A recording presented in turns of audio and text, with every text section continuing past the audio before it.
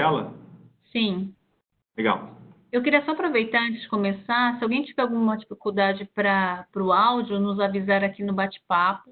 A gente está, eu e o Magno, nós somos da Westcom, eu sou a Cássia, e eu trabalho na vertical de educação, junto com o Magno, e qualquer informação que vocês queiram nos passar, nós estaremos aqui sendo responsáveis pela intermediação junto com a Luciana e o Venâncio.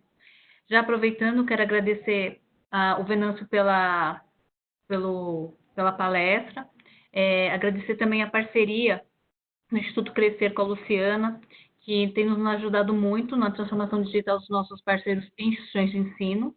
Agradecer as pessoas que também estão participando do evento e dizer que a gente vai gravar, né, hoje o nosso webinar e depois estaremos disponibilizando também.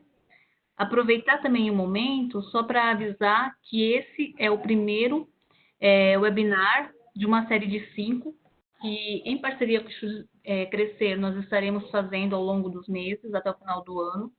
Teremos o próximo no dia 8 de outubro, no mesmo horário, às 14 horas, com a convidada Maria Alice Tarraturi, sobre BNCC para professores.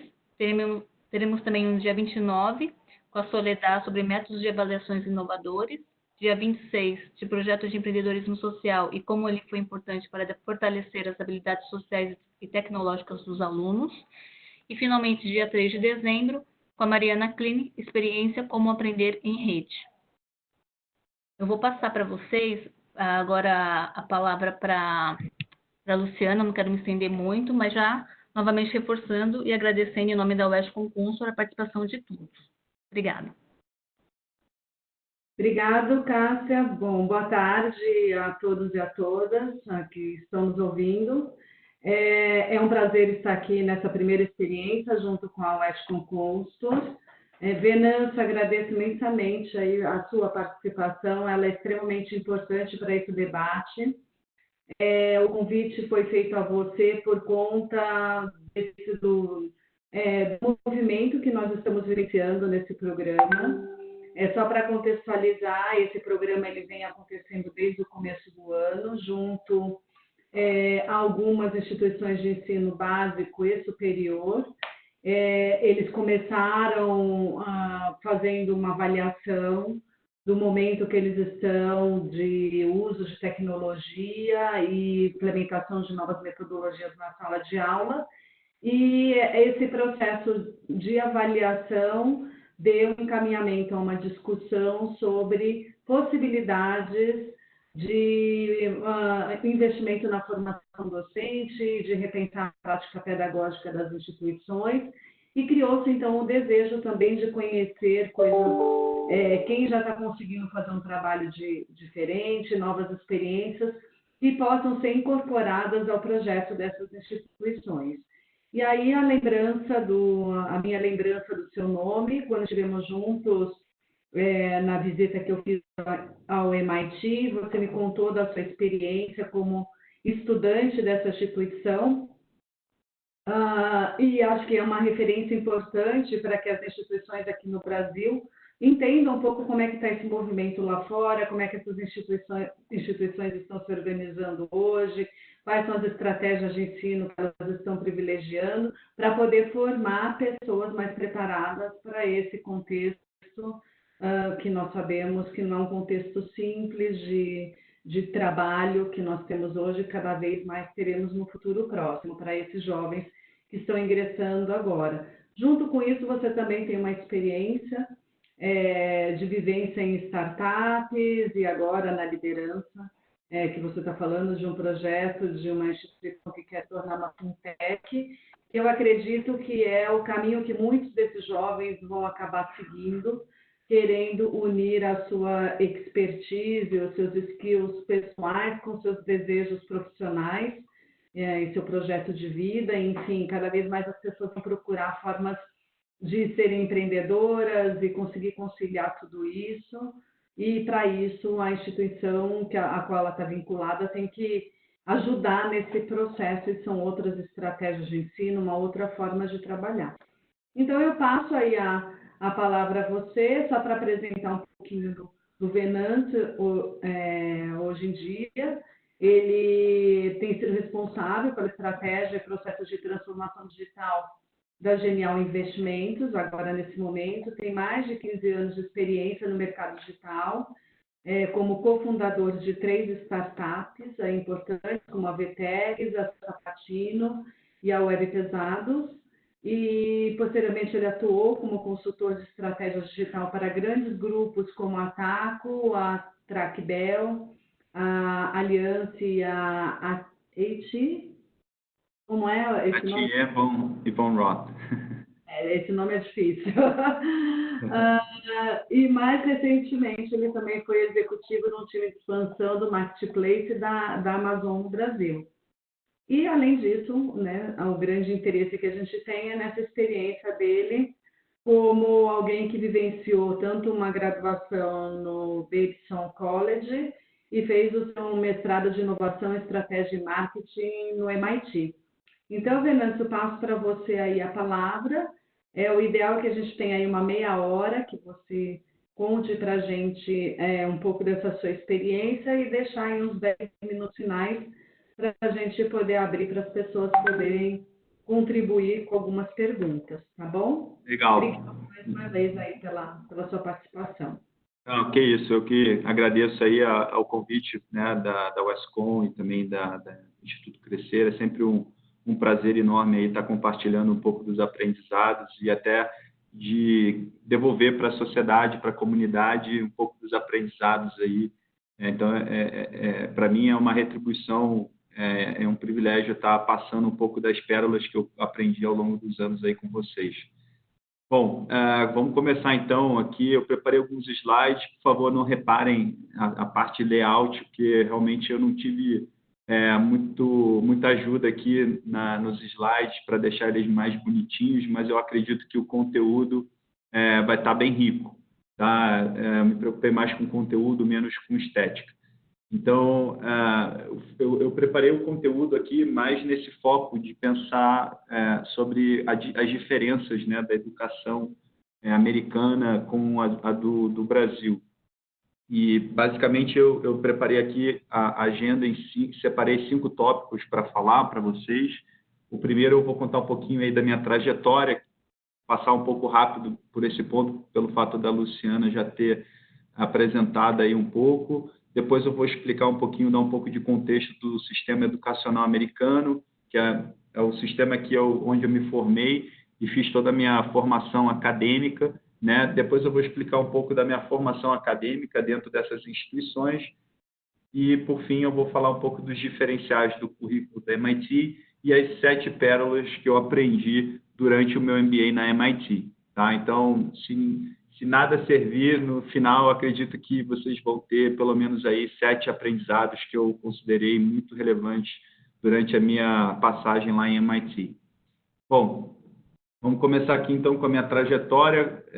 Só de forma bem rápida, eu sou carioca, estudei na Escola Americana do Rio dos meus 3 anos de idade até os 18, saí de lá e fui estudar fora, fiz undergrad school, que ainda estou me familiarizando com os termos em português, mas aqui eu acho que é graduado, né? E me formei em Babson e de graduado e pós-graduação ou mestrado em MIT em 2017. E durante a minha trajetória profissional, eu fui empreendedor durante 11 anos, desde 2004 até 2014, mais ou menos, onde eu tive a oportunidade aí de cofundar 3 empresas, a Vtegs, Sapatino e Web Pesados. Também fui, nesse interim, um dos organizadores do primeiro Startup Weekend aqui no Brasil, que viralizou e está rolando até hoje aqui no Brasil. E tive também a oportunidade de ser consultor de estratégia digital através da D&B, que é uma consultoria que eu mesmo criei, chamada Digital Innovation Builders, para ajudar grandes empresas, grandes grupos a se transformarem digitalmente, né? Como o Grupo Taco, Trackbell, ATE, Aliança, entre outros já citados aí pela própria Luciana. E depois eu fiquei 1 ano e meio trabalhando lá na Amazon, ajudando na expansão do Marketplace, e agora, mais recentemente eu estou aqui na Genial, liderando aí o processo de transformação digital da empresa. Então, em poucos minutos aí, eu acredito que eu tenha resumido um pouco para vocês aí sobre a minha trajetória. É uma trajetória um tanto quanto curiosa, né? Porque normalmente as pessoas começam a empreender mais velhos e eu optei em empreender mais novo. E isso pode ser até uma das perguntas, eventualmente, lá na frente, se alguém tiver, fiquem à vontade para ir escrevendo aí as perguntinhas para depois eu estar respondendo lá no final. Bom, falando um pouco agora sobre o sistema educacional americano, eu não sei se todo mundo é familiar com esse sistema, mas ele é um pouco diferente do brasileiro, né?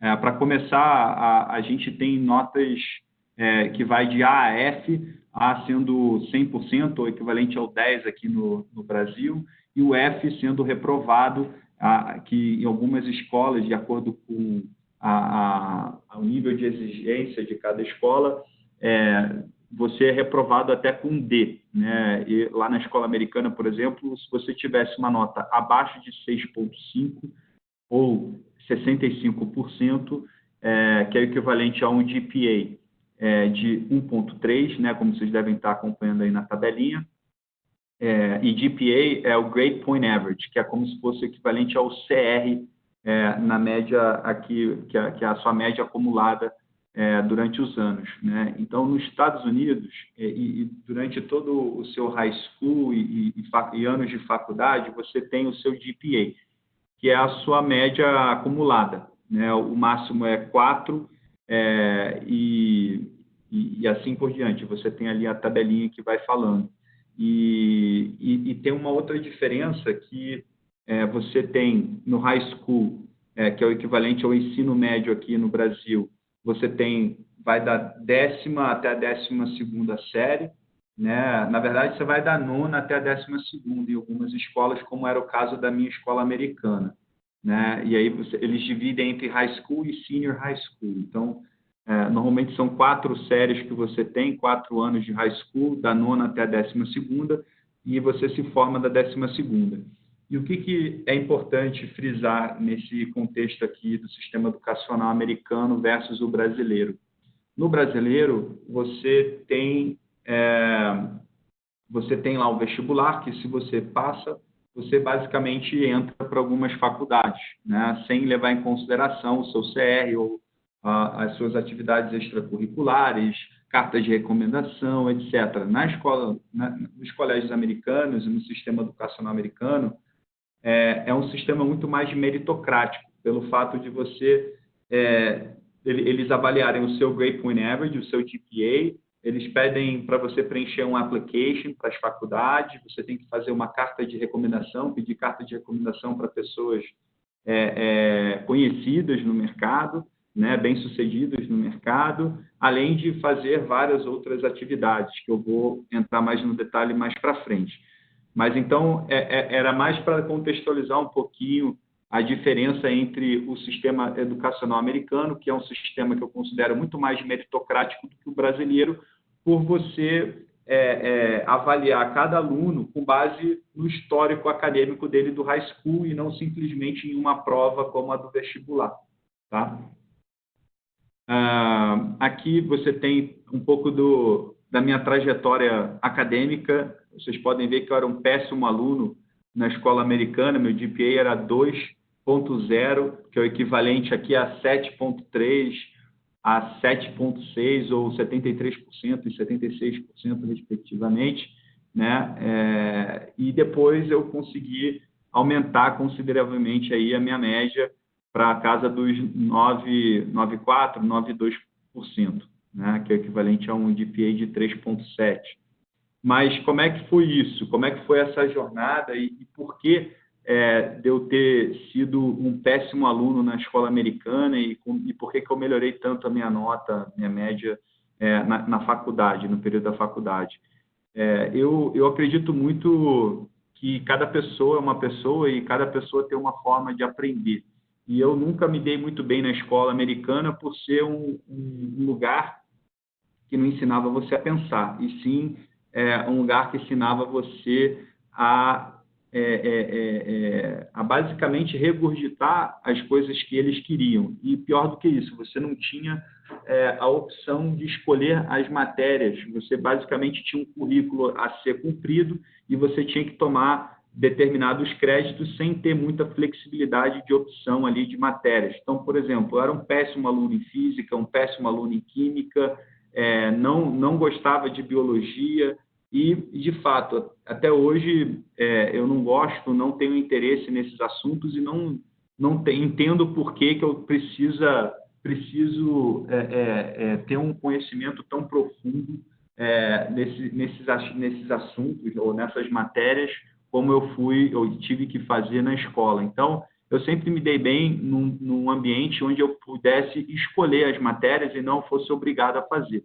Na faculdade, isso começou a acontecer, né? Você tem um currículo como na escola, mas o currículo da faculdade ele é muito mais flexível e principalmente porque você escolhe a faculdade que você quer se especializar. No meu caso, eu me especializei em administração de empresa, né? E dentro de administração, em Babson College, eu me concentrei em empreendedorismo, finanças e economia, enquanto que na MIT eu me especializei em estratégia, inovação e marketing. Então, por esses motivos, né, pelo fato de você ter a opção de escolher as matérias e a sua especialização, eu acredito que eu consiga ter me desempenhado, ter tido uma performance muito melhor na faculdade do que na escola. Não desdenhando da escola americana, eu acredito que a escola é incrível, eu sou muito grato pela escola, eu só não acredito muito no sistema que a escola tinha naquele momento. Tá? Eu acredito até que essa metodologia já tenha mudado bastante em relação a hoje em dia. E aí, um ponto bastante marcante da minha trajetória acadêmica, né? Isso aqui, a formatura, eu acho que a formatura é um momento bem marcante. Na minha turma, essa aí é a minha turma que vocês estão vendo aí, a gente se formou em 99, tinham mais ou menos uns 50 alunos, e muitos deles entraram em top schools, né? Você tem 2 alunos que entraram em Harvard, um que entrou em Stanford, outro que entrou em UPenn, outro que entrou para Brown, e aí eu estou lá na penúltima colocação em Northeastern, né? Então aquilo mexeu muito comigo no ranking das faculdades, eu era um dos piores da minha turma e isso me motivou a realmente levar mais a sério a faculdade, né? E aí aqui, se alguém estivesse perguntando cadê o Venâncio, está aqui, o Oli está aqui no meio dessa galera. Bom, e aí, entrando um pouco mais em como que funciona esse processo de application, né, de aplicar para fora, para as faculdades nos Estados Unidos, é um processo bem moroso. Normalmente, os advisors, a gente tem um advisor na escola, que é como se fosse um conselheiro, que te sugere, te dá as boas práticas e orienta você a definir uma estratégia. Normalmente, você define de 7 a 10 faculdades, e dessas 7, 10, você sempre seleciona as suas top 3, né? Aquelas top 3 ali que você quer muito entrar, umas 5 que você não quer tanto entrar, ou quer entrar, estaria feliz se entrasse, mas não é sua prioridade, e aquelas 2 ali no final, que seria o seu safety, né? Ou seja, se você não entrar em nenhuma das boas, você entra na safety para eventualmente poder se transferir, que foi o que aconteceu comigo. Eu não entrei nem nas minhas top 3, nem nas minhas 5 medianas, eu entrei numa das minhas safeties, que foi a Northeastern. E de lá eu fui melhorando minhas notas e pude transferir para a Babson College, que foi da onde eu me formei, acabei me formando em 2003. Né? E o processo lá, enquanto aplicando para o processo de graduação da Babson College, da Northeastern, eu tive que fazer um application, tive que pedir carta de recomendação, tive que fazer várias redações também, explicando por que eu queria ir para a faculdade, quais eram os meus interesses, como é que era o meu plano daqui a 5, 10 anos.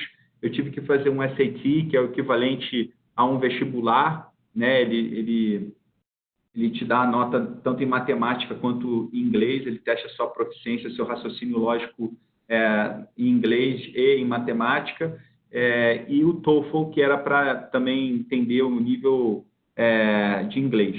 E no pós-graduação, no meu MBA, eu tive mais ou menos o mesmo processo, a única diferença é que eu tive que fazer o GMAT ao invés do SAT, não tive que fazer o TOEFL, por eu já ter me formado numa escola, numa faculdade americana, e fiz um processo de entrevista no final, né? Então, mesmo depois deles aceitarem o teu application e gostarem de você, eles ainda fazem uma entrevista para tirar a sua temperatura ali antes de aprovar. E aí, opa, botei aqui, peraí. E aí eu recebi no dia 5 de fevereiro de 2016, estava no Carnaval, na África do Sul, lá com meus pais e com a minha esposa, e recebi essa carta por e-mail. Foi um momento muito empolgante, né? Estava 13 anos sem estudar, sem voltar para a faculdade, fora da faculdade, na verdade, estava só trabalhando.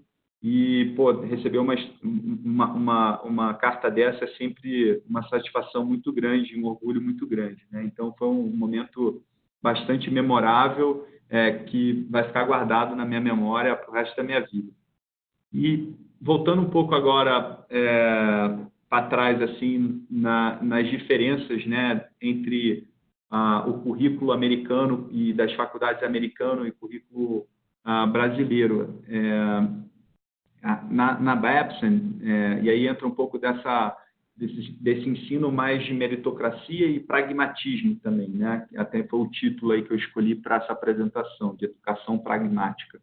Então, um dos diferenciais do currículo da Babson é que no primeiro ano, você obrigatoriamente tem que fazer esse curso aí que eu destaquei, chamado Foundations of Management and Entrepreneurship, né?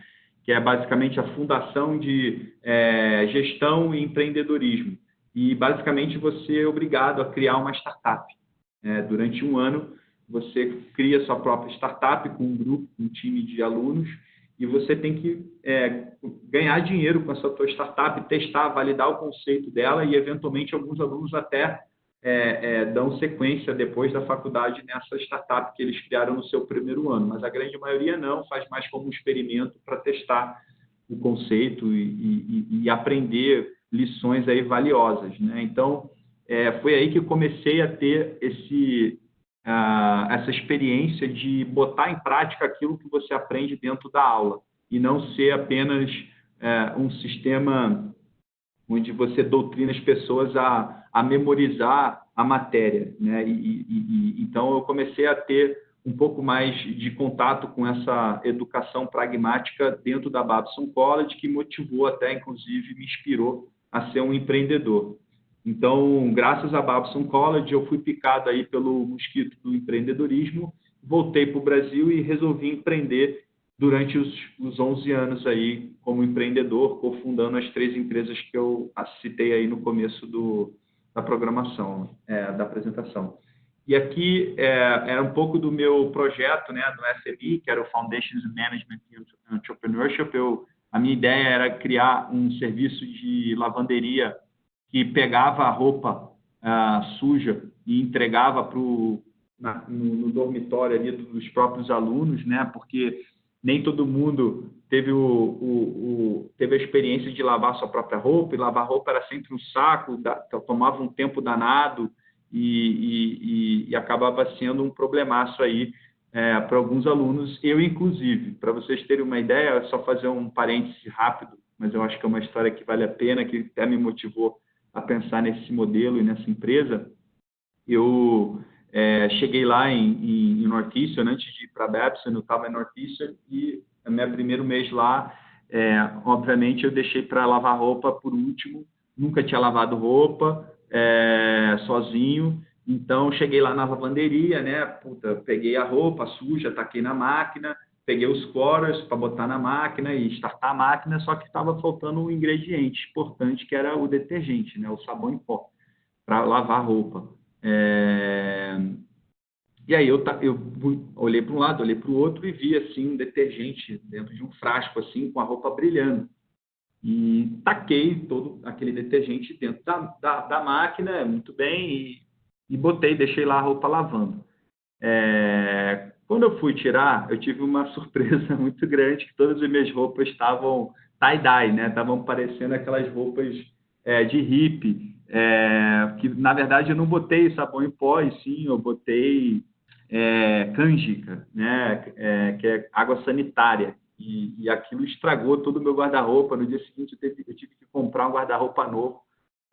Então foi um prejuízo danado para mim e eu acabei aprendendo a lavar roupa da maneira ruim. Então, como eu imagino que outros alunos passaram pelo mesmo perrengue e foi por isso que eu tive essa ideia de criar esse serviço que coletava as roupas dos alunos, levava para uma dry cleaner e trazia tudo passadinho, limpinho e deixava na porta do quarto deles passadinho e tudo limpo.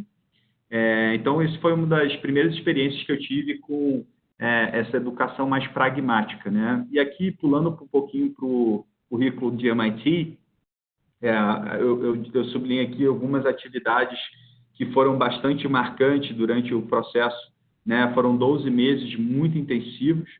A gente começava o currículo em abril com uma Orientation Week, né? Que é uma semana de orientação, onde você conhece os alunos que estão se formando no ano que você vai entrar, e você também começa a alugar, fazer o aluguel da onde você vai morar. Você também é solicitado que você faça um survey, um questionário com liderados e gestores que você teve ao longo da sua trajetória profissional, para você ter uma espécie de coaching durante a sua estadia dentro do processo, dentro do MBA.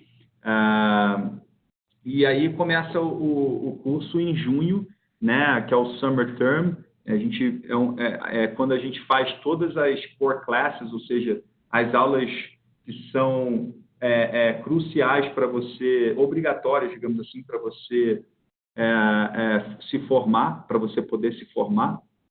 E, obviamente, que, diferente da escola, os core classes todos me interessavam, porque estavam relacionados à administração de empresas, que eu tenho bastante interesse e sou muito curioso para aprender, versus aprender sobre uma matéria que eu não gosto tanto como química e física, como eu coloquei no passado, né?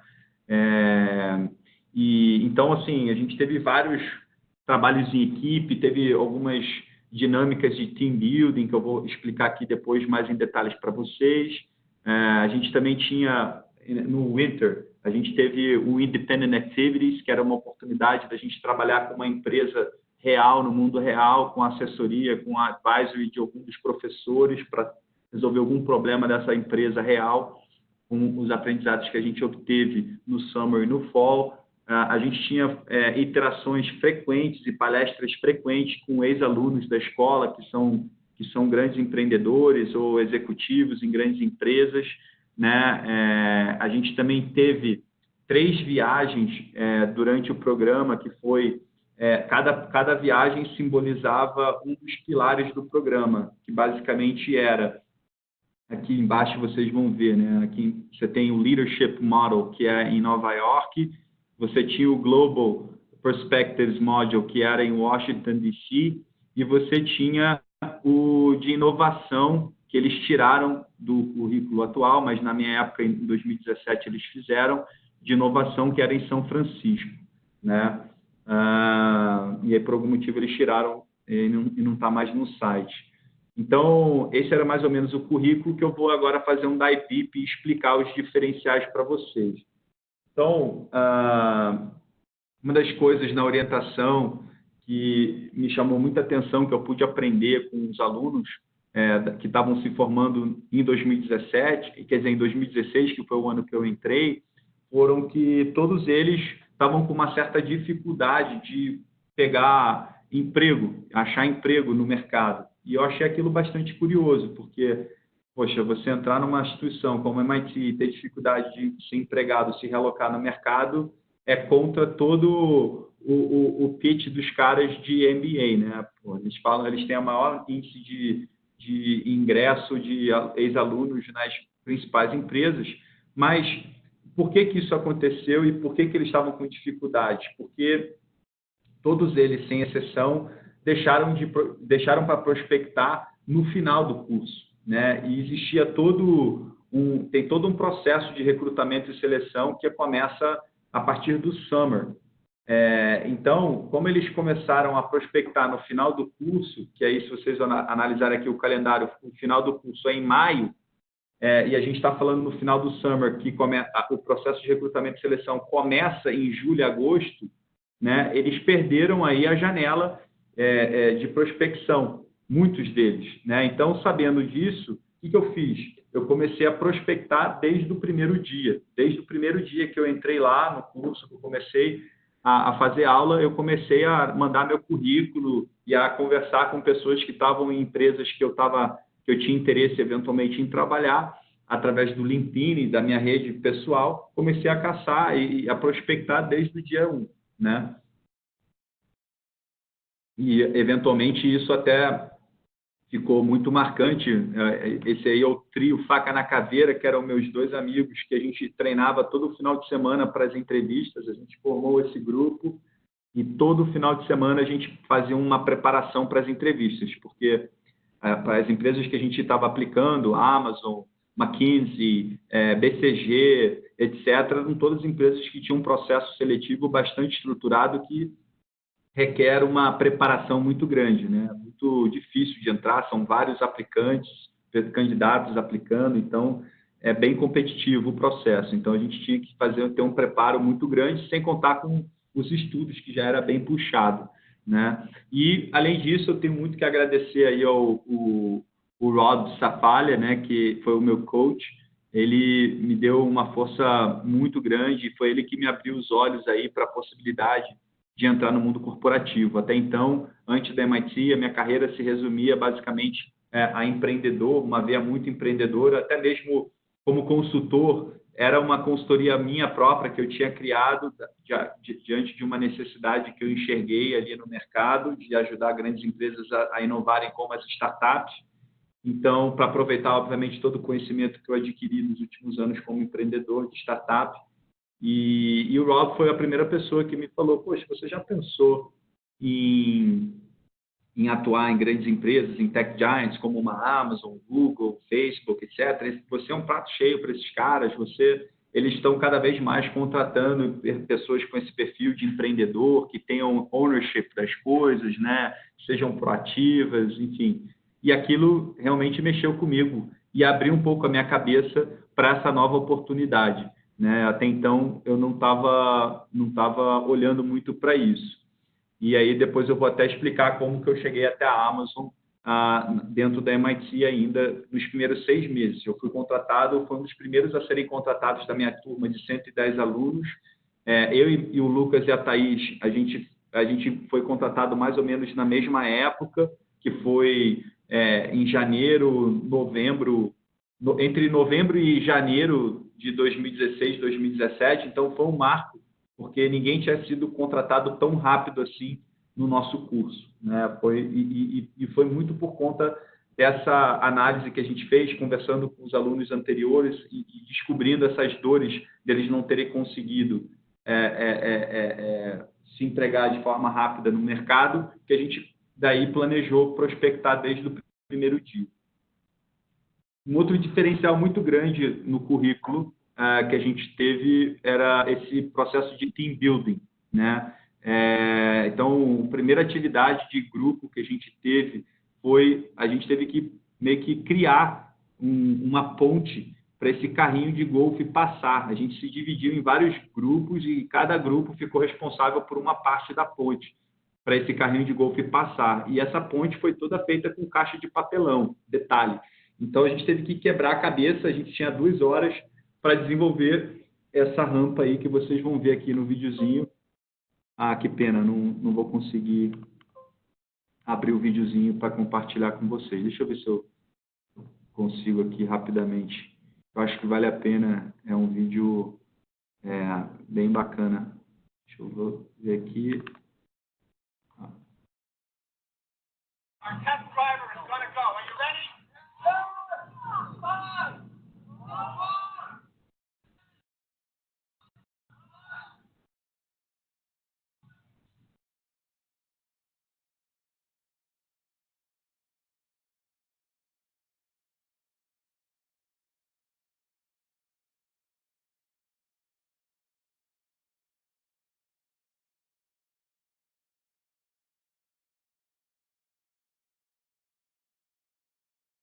Então, como vocês podem ver, né, isso cria uma motivação ali para engajar a galera e colocar todo mundo ali no mesmo barco. Foi um processo ali de team building muito importante, que de volta, né, na questão da educação pragmática, né, de você estar usando um pouco do seu conhecimento ali, trabalhando em equipe e colocando em prática aqueles seus conhecimentos.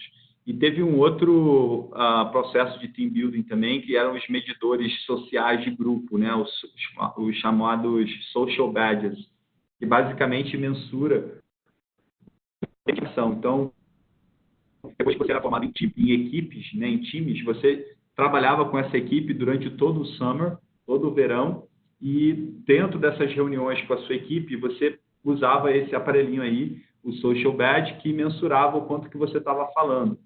E a ideia do social badge era a gente ter uma percepção de quanto que cada pessoa estava falando ali no grupo, para você motivar aquelas pessoas que não estavam falando tanto, né? E dar a oportunidade de todo mundo falar um pouquinho, porque tem pessoas que são mais extrovertidas, tem pessoas que são mais introvertidas. Então, o social badge, a ideia, o propósito dele era para balancear um pouco a comunicação dos times. Eu vi aqui que uma pessoa falou que não deu para ver o vídeo. Depois, no final, se tiver um tempinho, eu mostro novamente. Um outro diferencial aqui do currículo, como eu falei, foram as atividades independentes, né, durante o winter, né, durante o inverno, que era o Independent Activities Program, que eu escolhi a empresa Fast Açaí, é uma rede de franquias que estava querendo expandir para os Estados Unidos. Ela é de Goiás, os fundadores, eu conheci eles através de um amigo meu, e esse amigo meu me falou, cara, eles acabaram de abrir um quiosque em Miami, mas esse quiosque está indo super mal, eles não estão entendendo muito bem por que está indo mal, e eu fiz todo um estudo, uma pesquisa de mercado para ajudá-los a entender um pouco melhor do porquê que estava indo mal, e montei toda uma estratégia de penetração nesse novo mercado para eles, que foi super legal. Eu recebi feedback super positivo deles. Então, ali foi uma oportunidade de aplicar toda os estudos ali das minhas aulas de estratégia, de marketing, para ajudar eles a penetrar nesse novo mercado. E um outro projeto bem marcante também foi com o banco BB&T, que é um dos maiores bancos ali comerciais, commercial banks, que se chama, né, aqui lá nos Estados Unidos, principalmente na parte sul do país, na Flórida. Eles são muito grandes na Flórida, na costa leste do país, e eles estavam querendo, um projeto era de transformação digital, eles estavam querendo implementar um novo processo de onboarding, ou seja, de cadastro do banco, que era muito arcaico ainda, muito analógico, e a gente fez todo um estudo ali para ver quantos campos a gente precisava, qual era o mínimo de campos que a gente precisava para acelerar o processo de onboarding e fazer com que eles aumentassem o número de cadastro, a abertura de contas para o BB&T, né? Então, foi também um projeto muito legal, que tem até a ver, curiosamente, com um pouco do que eu estou fazendo hoje aqui na Genial Investimentos. A gente também teve muitas palestras de vários líderes e professores renomados, né? Para quem não sabe, a HubSpot ela foi fundada por o Dharmesh e o Michael, que é o CEO, né? E todos os dois estudaram no mesmo curso que eu, no Sloan Fellows, de 2016. O Dharmesh foi o CTO que foi lá falar para a gente, fez uma palestra super interessante. Hoje o HubSpot é um dos principais plataformas aí de inbound marketing no mundo, né? A gente também teve palestra do Zihad Al-Shihra, não sei pronunciar muito bem o nome dele, mas ele também era um alumni que se formou do nosso programa, o mesmo programa em 2007. Ele é o CEO do grupo de eletricidade da Arábia Saudita. E a gente teve aulas, esses foram os dois professores mais marcantes durante todo o período de 12 meses que eu tive lá, que foi o meu professor de estratégia e marketing, o Duncan Sinister, está escrito errado aí, tem um S ali no lugar do D, e o John Sturman, né, que é o professor de System Dynamics, que é uma aula bem famosa no currículo de MIT, que estuda toda a adoção de novas tecnologias e como que a nossa sociedade opera e como que funciona a dinâmica dos sistemas, né? Como que grandes empresas conseguem crescer de forma exponencial e assim por diante. Então, foi uma aula que me marcou muito. E, além dessas palestras com professores e ex-alunos, a gente também teve aquelas viagens para Nova York, para o Vale do Silício e para Washington, D.C., onde a gente teve com vários líderes aí de grandes empresas e instituições também americanas, como William Dudley, presidente e CEO do Federal Reserve Bank lá de Nova York. A gente teve com o Brian também, CEO da Ogilvy One, que é uma das maiores agências multinacionais aí no mundo.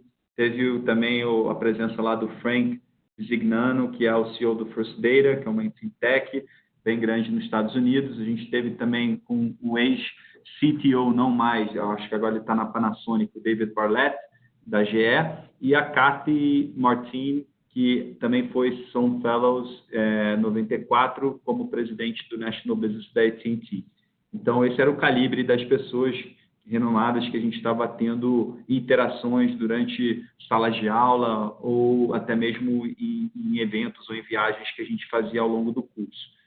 E aqui, na viagem de inovação para São Francisco, a gente visitou várias empresas, né, tech giants como Google, Facebook, Amazon, Samsung, entre outras. Foram experiências muito ricas que me ajudou a abrir muito a cabeça e a entender que as grandes empresas também adoravam pessoas com o meu perfil, com um perfil empreendedor.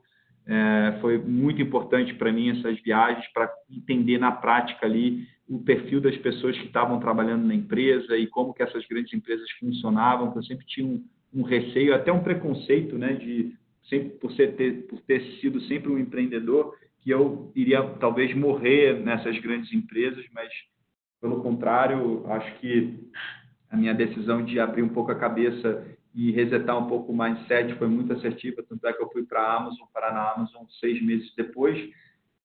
Na viagem de Washington, a gente teve a oportunidade de ir para várias embaixadas, embaixada do Japão, da China e do próprio Brasil, né? Foi muito rico a discussão, tivemos vários debates sobre desde Guerra Fria entre Estados Unidos e China, como também políticas e reformas dentro do Brasil que poderiam ser feitas, né? Então, foram debates extremamente ricos, que me ajudou a ter uma visão política global muito rica. E, por fim, a gente teve também várias atividades extracurriculares que a gente se voluntariava. Eu participei, por exemplo, da organização do MIT 100K Competition, que é uma competição bem famosa lá de MIT, que eles dão no final um cheque de $100 mil para o vencedor. Dessa competição já surgiram mais de 32 mil companhias desde o começo dela. Foram gerados mais de 4,6 milhões de empregos, né? E essas são algumas das empresas que surgiram dessa competição, né? Bose, Dropbox, Zipcar, Akamai, BuzzFeed e iRobot, que são todas hoje grandes empresas, né, de tecnologia. E, além disso, eu tive também o privilégio e a oportunidade de organizar a primeira hackathon lá no Brasil Conference, que é uma conferência que o Nizam Anais participou e batizou lá como a Davos Brasil. Ela ocorre todo ano no mês de abril em Harvard e MIT. E dentro dessa conferência a gente organizou um evento que era Hack Brasil. Foi uma competição para fomentar as startups com fim e com foco em impacto social, para resolver algum tipo de problema do Brasil, né? E durante a primeira hack, a gente teve mais de 329 times que aplicaram, com 40 mentores, 7 jurados, 5 startups finalistas que a gente pagou passagem e levou lá para Boston para apresentar os seus pitch decks frente a uma audiência super rica e grande. E o nosso apresentador foi o Luciano Huck, foi super legal. A gente também teve vários patrocinadores, como vocês estão vendo aí, o Itaú, BTG Pactual, Instituto Rui Barbosa, né? E como jurados, a gente teve lá o Gustavo Roxo, que é o CTO do BTG Pactual, o Alex Shapiro, que é o CEO da Amazon Brasil, até pelo meu vínculo lá com eles, Camila Farani, da Shark Tank BR, o Gabriel Benarros, CEO do Ingress, e o Ricardo Marino, que é ex-executivo IVP lá no Itaú.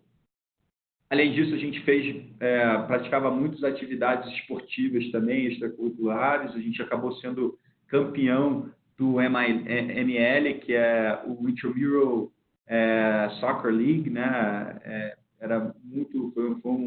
Foi um acontecimento assim super marcante, porque a gente era os mais velhos da turma dos times lá. A nossa faixa etária estava em 38 anos, então ganhar da rapaziada não foi mole. Foi bem suado, foi difícil, mas a gente conseguiu ganhar. Então, a gente estava com um time aí de craques, várias seleção master que eu brincava lá. Então, foi muito bacana. Tinha gente de toda a América Latina, tinha um americano, um ou dois americanos, grego e grande parte da América Latina, obviamente, né? A gente também correu uma corrida chamada Ragnar Race, que eram relay race, né, que a gente chama, eu esqueci a tradução literária para português, mas basicamente é uma corrida que você faz com um grupo de 2 amigos, você percorre um percurso de 304 quilômetros, cada um correndo uma média aí de 15 a 20 quilômetros, num espaço de tempo de 36 horas. Então, a gente foi em 2 carros, em 2 vans, com grupos de 6 pessoas, correndo diferentes trechos. Então, enquanto um corria, os outros descansavam. Foi bem intenso, mas foi super legal também, e ficou marcado aí na memória. E aí, agora, falando um pouco sobre as pérolas, né? Depois de eu apresentar um pouco do currículo, dos diferenciais do currículo, e um pouco da minha formação acadêmica, eu acho que vale a pena passar para vocês um pouco dos aprendizados. E eu não quero estourar muito aí o tempo, eu vou tentar passar rápido, até porque tem isso daí, tem um artigo que eu escrevi sobre essas pérolas, né? Mas, basicamente, eu acho que todo mundo deve ter um propósito, né? Alinhar os seus interesses pessoais com o profissional. Muita gente encara trabalho como uma forma de você ganhar dinheiro, mas eu acho que cada vez mais as pessoas estão em busca de algo a mais, e esse algo a mais é justamente o seu propósito, é você alinhar os seus interesses pessoais com o profissional. E um dos pontos que o MBA me ajudou muito foi a reeditar o meu propósito, porque até então o meu propósito era inovar através das minhas startups, né? Eu sempre curti muito inovar. E lá durante o meu MBA eu pude reeditar o meu propósito e ampliar ele para outras atividades, a não ser as minhas próprias startups. Então, o meu propósito deixou de ser inovar através de fundar novas startups para inovar, transformar e impactar grandes empresas ou até mesmo pessoas, né? Então, eu até depois da faculdade fiz um curso de coach e comecei também a ajudar pessoas através do coaching que queriam mudar, fazer um career shift como eu fiz, né? Que tive a minha carreira toda pautada aí por empreendedor e me transformei num executivo da Amazon. A segunda pérola que eu gosto, que é muito bacana, que é do aprendizado contínuo. E aqui tem uma frase muito marcante para mim do Isaac Newton, né, que ele fala: "If I see further than others, is by standing on the shoulders of giants." Ou seja, se você quer aprender, tente aprender com os melhores, né? Busque sempre estar rodeado de pessoas melhores que você. E isso é uma forma muito clara e fácil de você fazer isso através da literatura. Então, na faculdade, uma das coisas que me fez amadurecer muito e ampliar um pouco o meu horizonte, meu mindset, mudar meu mindset de fato, foram as leituras. Então, eu criei uma meta pessoal minha de ler pelo menos um livro por mês e fora, obviamente, as leituras diárias que a gente tem que fazer aqui internamente dentro da empresa, mas ler um livro mensalmente e hoje em dia existem várias maneiras de você fazer isso. Eu também comecei a utilizar o Audible, que não sei se vocês conhecem, mas para quem não conhece, é um aplicativozinho da Amazon onde você escuta os livros. Então, sempre quando eu malho escutando o Audible. É uma forma também de você estar sempre aprendendo ali e unindo o útil ao agradável, né? Então, o aprendizado contínuo é muito importante, nunca para de ler, sempre tente buscar aprender com pessoas melhores que você, seja em outras áreas que você ainda não tem um domínio muito grande, ou até mesmo para aperfeiçoar as suas próprias áreas, dentro da sua própria área.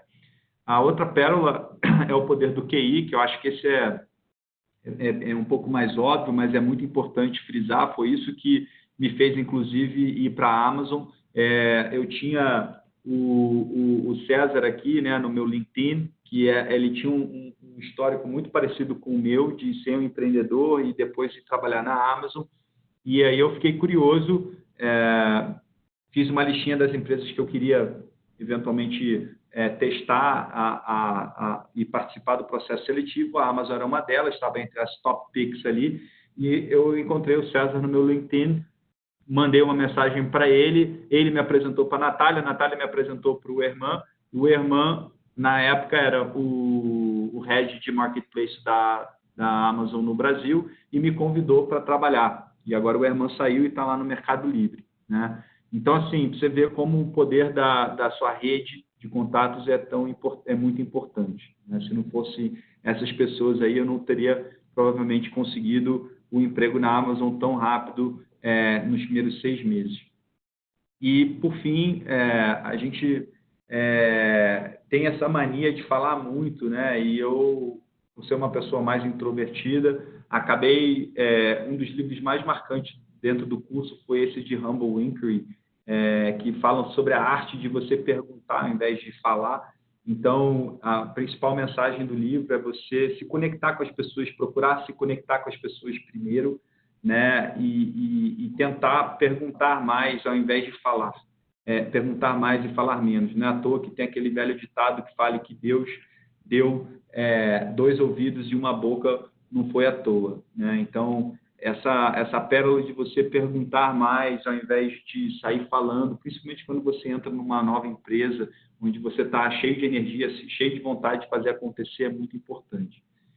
E outra pérola que eu também aprendi, que ficou muito marcante para mim, foi no momento que você entra numa instituição, você tem que tentar identificar as redes informais, porque nem sempre a pessoa com maior poder de influência dentro da organização é aquela pessoa com maior poder hierárquico, né? Ou seja, nem sempre o CEO é a pessoa que tem o maior poder de influência, às vezes é o COO ou o CFO.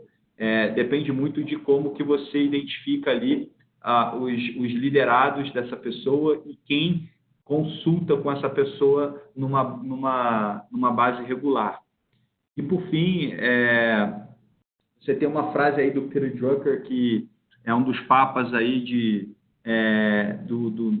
da nova gestão 3.0, que fala "You can't manage what you can't measure". Então, sempre tenta buscar, né, desde o primeiro dia, entender quais são as metas e métricas que você vai ser mensurado pelos seus liderados, para você não ficar num papel, numa função muito subjetiva.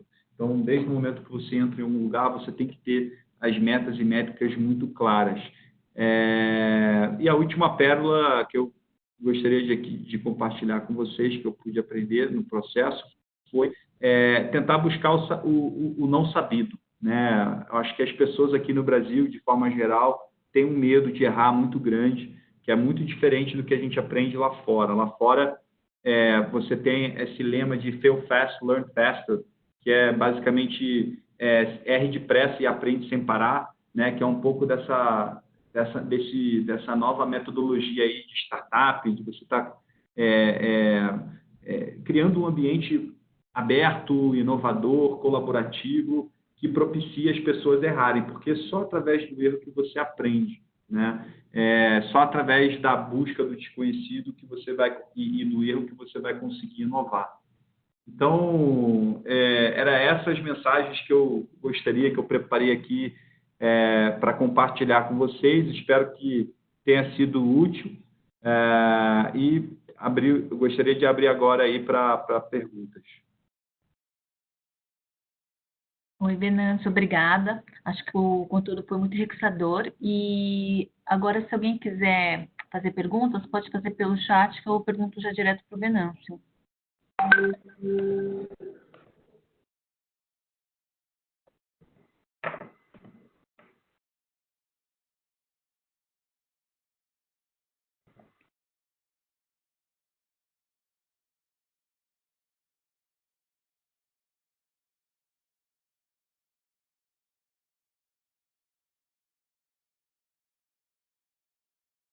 Bom, por enquanto não teve ninguém que perguntou. Acho que a gente pode finalizar. Lu, você quer complementar com alguma informação? Olá, me escutam? Olá, Eu estão me escuto também. escutando? Sim. Venâncio, obrigado aí pela sua explanação. Acho que é super rica para a gente entender. Todos nós acho que temos curiosidade de entender um pouco mais dos bastidores dessas grandes universidades. E eu tenho uma pergunta específica que eu acredito que também seja curiosidade de muitos. Eu queria um pouco escutar a sua opinião. Eu tenho visto aqui um movimento no Brasil de muitos jovens não querendo mais frequentar o ensino superior, por acreditar que são cursos de longa duração, que tem aí um investimento de 4 ou 5 anos numa formação que muitas vezes vai ficar desatualizada até o final desse processo. Buscando investir em cursos de curta duração e já de uma forma mais imediata serem empreendedores, ingressar no mercado de trabalho. Ao mesmo tempo que eu também tenho visto muitas empresas que hoje não estão mais valorizando tanto a graduação no currículo, mas sim levando em conta para um processo de contratação todo o histórico e o envolvimento que a pessoa já tem com a área. Como é que você vê, na sua experiência, nessas passagens que você teve por essas universidades americanas, você acha que elas já estão mais conectadas com essa proposta, com esse perfil com esse formato que eu acredito que talvez a gente esteja caminhando? Eu queria escutar um pouquinho da sua opinião relacionada a isso. Não, sem dúvida. Acho que as faculdades, né, o objetivo da faculdade é preparar os seus alunos para a carreira profissional. E não à toa que elas tentam buscar se aproximar das principais empresas ou daquelas empresas que têm mais a oferecer ou mais empregos a oferecer, que buscam contratar esses talentos das melhores faculdades desde o D0. Né? Na própria faculdade, você tem lá o Career Development Office, que é como se fosse um